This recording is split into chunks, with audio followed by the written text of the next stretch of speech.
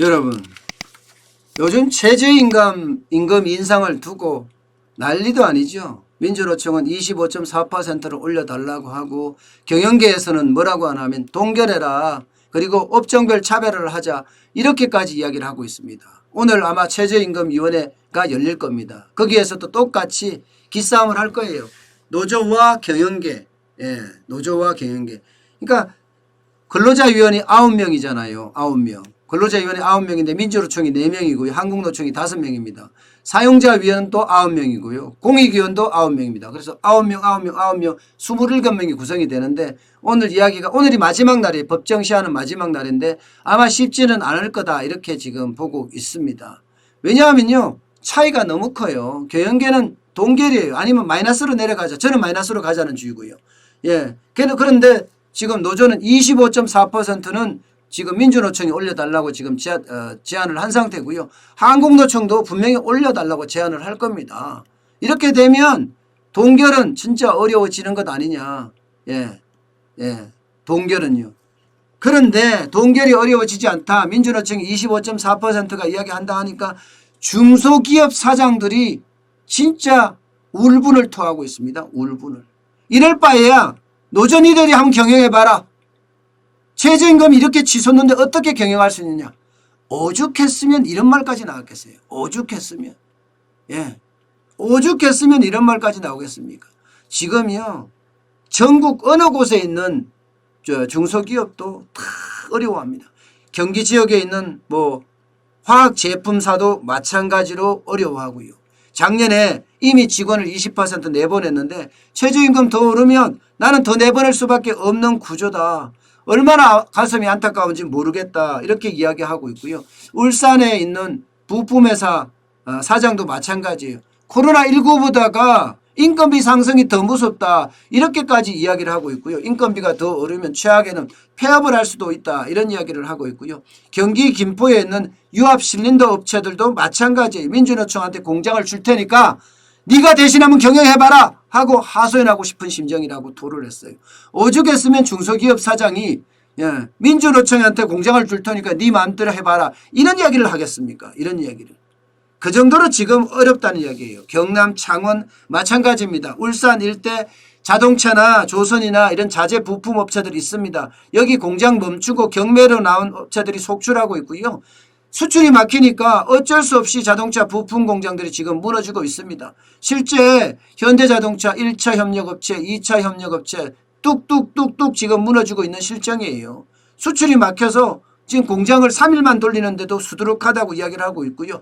경기 화성에 있는 자동차 부품 검역업체도 마찬가지입니다. 이렇게 할 바에야 인건비가 너무 많은데 외국으로 떠나자. 외국으로. 이렇게까지 이야기를 하고 있습니다. 차라리 외국으로 떠나는 게 더 낫지 않겠느냐 이런 이야기도 하고 있어요. 경기 반월에 있는 주물공장 업체도 마찬가지입니다. 안 그래도 코로나19 때문에 어려운데 경기가 너무너무 어려워서 직원을 내보내야 할 판인데 최저임금을 또 올린다니 답답해 주겠다. 지금까지 33%나 올렸지 않느냐. 여기다가 주휴수당을 최저임금에 넣어서 결정하라고 하는데 기업들 이거 부담돼서 도대체 되겠느냐. 이렇게까지 이야기를 하고 있고요. 김포에 있는 도장업체도 마찬가지입니다. 예, 설비 투자를 덜 늘려서 생산 효율을 더 올리겠다. 이렇게 이야기를 해요. 그래서 와우 설비 투자 이 와중에 했더니 이제 직원들 내보내고요. 로봇기계 도입하겠다는 뜻이에요. 로봇기계. 어쩔 수 없이 로봇이라도 도입해서 살아는 가야 되니까 해야 되겠다. 이런 이야기하고요. 예, 화성에 있는 선반 제조업체도 마찬가지 설비업체를 도입하겠다. 이런 얘기까지 지금 로봇을 도입하겠다. 이런 얘기까지 하고 있습니다.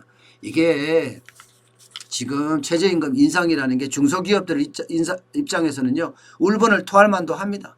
보세요. 올려기만 올려봐라. 나는 신규 채용 축소하고 기존 인력 감면하겠다. 이 방법밖에 내가 살 수 있는 방법이 없다. 이렇게 이야기합니다. 58.9% 60%에 해당됩니다. 60%.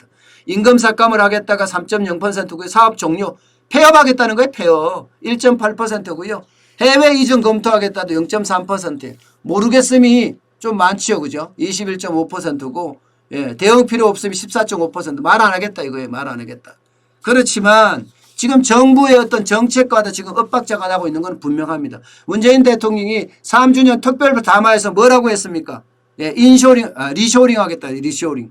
다시 말해서 해외에 나가 있는 국내 공장들 국내로 유턴시키겠다 이야기를 했습니다. 그런데 거꾸로예요. 거꾸로. 지난해 국내 중소기업이 해외로 나간 걸 보면 직접 투자 금액을 보면 알거든요.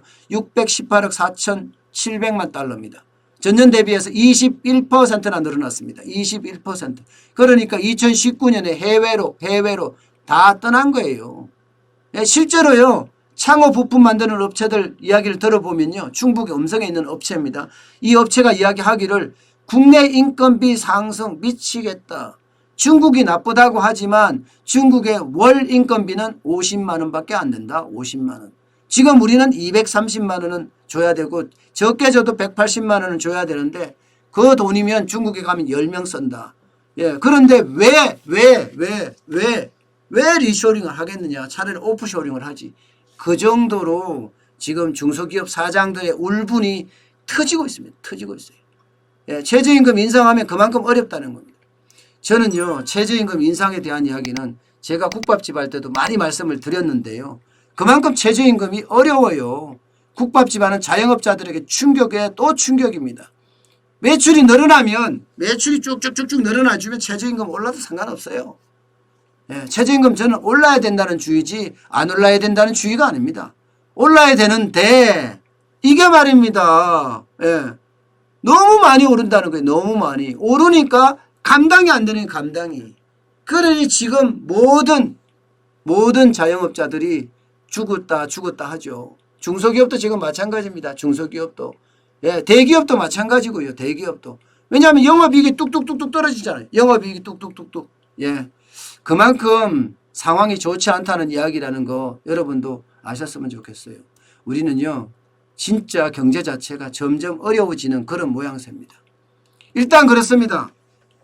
실물 경제가 어려워지면 당연히 이제 금융으로 전이가 될 거거든요. 최저임금이 인상이 되고 그에 따라서 중소기업이나 자영업이나 특히 자영업이 가장 어려울 것 같은데 여기에 충격파가 더해지면요. 자영업자들 만세 부르기 십상입니다. 만세 부르면요. 그게 바로 실물 경기에서 바로 금융위기로 가는 그런 지름길이라고 할 수 있습니다. 물론 정부가 다시 대출금에 대한 연기를 검토를 하고 있다고 하거든요. 6개월 연기를 해줬잖아요.